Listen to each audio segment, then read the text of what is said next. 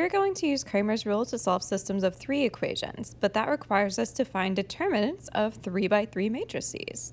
So the first thing that you're going to want to do to find a determinant of a 3 by 3 matrix is to basically copy over the first 2 columns in your matrix and write them out on the right-hand side.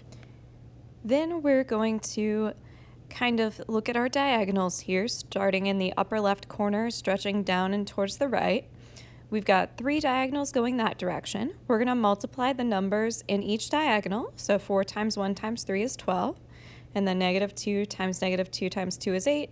And our last one is 0. We're going to add those values up going the same direction, and we end up with 20. Now we're going to change directions and start in the upper right-hand corner and draw my diagonals back towards the left. I'm still going to multiply the numbers in my diagonals, so 3 times 1 times -2, 5 times -2 times 4, 2 times 1 times 0. Still adding those numbers up that are going the same direction there gets me -46. And then the diagonals that were going opposite directions, I'm going to subtract my first set minus my value for my second set. Order does matter in this subtraction, so be careful that you subtract in the correct order. All right. You could also find determinants using your matrix calculator on the Desmos website. So I want you to be able to do it both ways. Let me show you. In your matrix calculator, you'd need to make it a 3 by 3, and then just type in your values of your elements in your matrix, hit enter, and then as you might expect, the DET button stands for determinant, so do determinant of our matrix A, and you end up with 66, which matches what we got earlier. So we're going to set this up just like a system of 2 equations. I'm going to find my determinant of my coefficient matrix first. That'll be the denominator of all my fractions. So I'm taking my coefficients and jotting them all down there, and finding the determinant using my graphing calculator or Desmos to be 120.